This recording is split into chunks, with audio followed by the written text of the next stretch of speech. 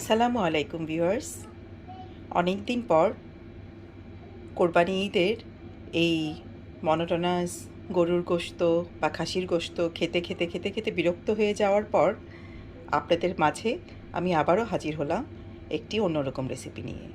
আজ করে দেখাবো নানান রকমের শাক আর সবজি দিয়ে শুটকির একটি মজাদার তরকারি। কিভাবে এই তরকারিটি আমি রান্না করলাম এটি দেখার জন্যে আমার সাথেই থাকুন। শাক সবজি আর শুটকি দিয়ে মজাদার এই তরকারিটি রান্নার জন্যে আজকে আমি এখানে বেশ কিছু শাক আর সবজি নিয়েছি। দেখতে পাচ্ছেন এখানে আমি কিছু নতুন আলু, অল্প কয়েকটা 4-5টা ছোটো ছোটো নতুন আলুকে আমি এভাবে একটু কেটে নিয়েছি ছোট করে। কিছু শিমকে আমি এরকম ছোট করে নিয়েছি। আর এখানে শাক বলতে আছে 3 রকমের শাক। এখানে লাউ শাক আছে, কুমড়া শাক আছে, আর অল্প কিছু ম্যারো বা কুরজেটের শাক আছে। এটাকে কি বলে বাংলাদেশে, আমি তো ভুলে গেছি বাংলাদেশের নামটা। জুকিনি বলে, জুকিনির শাক আছে। তো সব কিছু মিলিয়ে আমি আজকে রান্না করছি। এই শাকগুলো আমি গতকালকে আমার এক ছোটো আপুর বাসায় গিয়েছিলাম। আমার ছোটো আপু খুব আদর করে আমাকে শাকগুলো দিয়েছে। তো চলুন দেখিয়ে দিই কীভাবে রান্নাটা আমি করেছি, আমার সাথেই থাকুন। চুলায় প্যান চড়িয়ে দিয়েছি, প্যানে আমি পরিমাণ মতো রান্নার তেল দিয়েছি। তেলটা প্রায় গরম হয়ে আসছে, এখন আমি পেঁয়াজ দিয়ে দিচ্ছি। এখানে আমি একটু মিডিয়াম টু লার্জ সাইজের একটা পেঁয়াজ আমি কুচি করে নিয়েছি, ইচ্ছা মতো আপনারা নিয়ে নেবেন।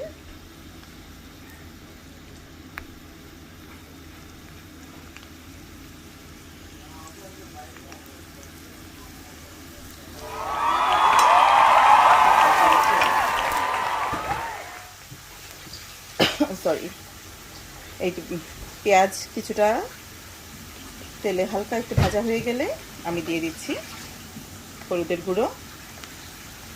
আপনারা পরিমাণ মতো দিয়ে দিবেন, আমি আমার পরিমাণ মতো দিয়ে নিচ্ছি। আর যেহেতু রান্নাটার মধ্যে শুটকি ব্যবহার করব, তাই ঝালের পরিমাণটা একটু বেশিই দিচ্ছি। বাচ্চারা তো কোনোভাবেই খাবে না, সো ঝালটা খেতেও কোনো সমস্যা নেই। আর আমাদের অঞ্চলে, স্পেশালি আমরা নরসিংদী, আমাদের অঞ্চলে শুটকি রান্নায় রসুনের পরিমাণটা থাকে অনেক বেশি।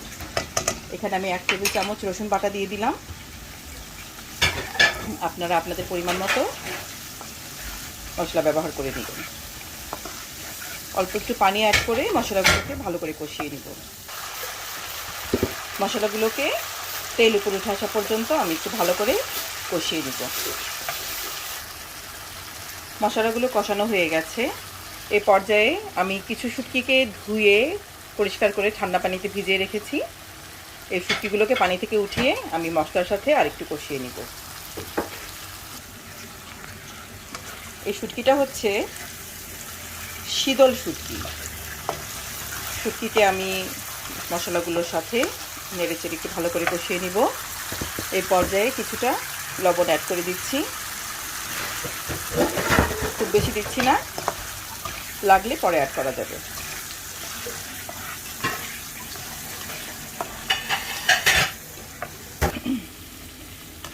মশলার সাথে শুটকিগুলো কষানো হয়ে গেছে, দেখতেই পাচ্ছেন শুটকির অস্তিত্বই খুঁজে পাওয়া যাচ্ছে না, গলে গেছে, শুধু কাঁটাগুলো বোধহয় আছে। এখন এর মাঝে আমি দিয়ে দিচ্ছি কেটে রাখা সবজিগুলো।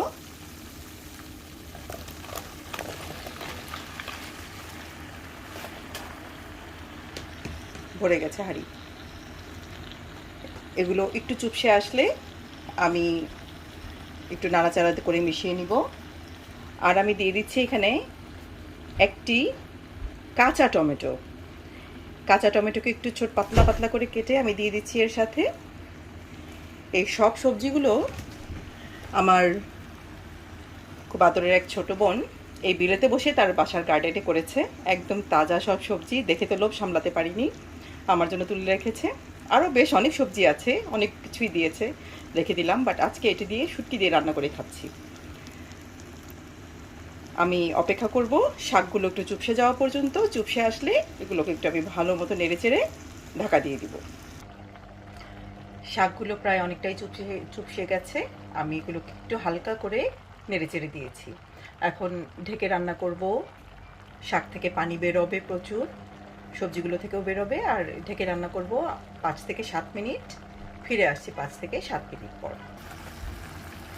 সবজিগুলো থেকে কিছুটা পানি বেরিয়েছে, বেশ অনেকটা চুপসেও এসেছে। এই পর্যায়ে সবজিগুলো ভালো করে সেদ্ধ হওয়ার জন্য আমি দিয়ে দিচ্ছি পরিমাণ মতো গরম পানি। আমি হালকা ঝোল রাখবো এর মাঝে, খুব বেশি না, একটু মাখা মাখা ঝোল রাখবো। আপনারা আপনাদের পরিমাণ বুঝে, যারা একটু শুকনো খেতে পছন্দ করেন তারা পানির পরিমাণটা কম, আর যারা হালকা ঝোল খেতে পছন্দ করেন একটু পানির পরিমাণটা বেশি দিয়ে এভাবে রান্না করে নেবেন। এখন এই পর্যায়ে আমি এর মাঝে দিয়ে দিচ্ছি কতগুলোকে রসুনের কোয়াকে আমি এভাবে একটু মোটা করে টুকরো টুকরো করে কেটে নিয়েছি, এগুলোকে আমি দিয়ে দিচ্ছি। রসুন শাক এবং শুটকির মধ্যে খুব সুন্দর যায়। রসুনের ফ্লেভারটা শাক শুটকির সাথে খেতে এত ভালো লাগে বলার মতন না। আর সবজি যদি হয় এরকম তরতাজা একেবারে, তাহলে তো কথাই নেই। দেখেই বোঝা যাচ্ছে, দেখেন কতটা লোভনীয়।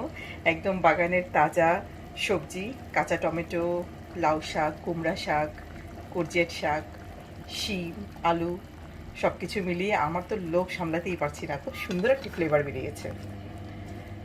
আমি এটিকে ঢেকে রান্না করব আরও 5 থেকে 7 মিনিট। অপেক্ষা করব সবজিগুলো পুরোপুরি সেদ্ধ হওয়া পর্যন্ত। ঢাকনাটা উঠিয়ে একটু দেখে নিচ্ছি কী অবস্থা। ওয়াও, দারুণ সুন্দর ফ্লেভার। রান্না মোটামুটি হয়ে এসছে। এই পর্যায়ে দিয়ে দিচ্ছি কয়েকটি আস্ত কাঁচামরিচ, সামান্য একটু বাড়তি ঝাল, আর খুব সুন্দর ফ্লেভারের জন্যে উফ কি যে সুন্দর স্মেল বেরোচ্ছে, কি বলবো। অপেক্ষা করব আর 4 থেকে 5 মিনিট। ফিরে আসছি 4 থেকে 5 মিনিট পর। আমার রান্না একেবারে কমপ্লিট। আমি এখন গ্যাসটি অফ করে দিচ্ছি। একটি ডিশে আমি তুলে দেখাচ্ছি। দারুণ মজার সবজি দিয়ে শাকের আর শুটকির এই তরকারিটি আমার একেবারেই তৈরি হয়ে গেছে। এটি খাওয়ার জন্য রেডি। যেমন সুন্দর ফ্লেভার বেরিয়েছে ভিউয়ার্স, আশা করি আমার আজকের এই রেসিপিটি আপনাদের ভালো লাগবে। যদি ভালো লেগে থাকে বাসায় ট্রাই করবেন অবশ্যই। আর আমার চ্যানেলে গিয়ে চ্যানেলটিকে লাইক, শেয়ার এবং সাবস্ক্রাইব করবেন। ফিরে আসবো আরও একটি রেসিপি নিয়ে। আসসালামু আলাইকুম।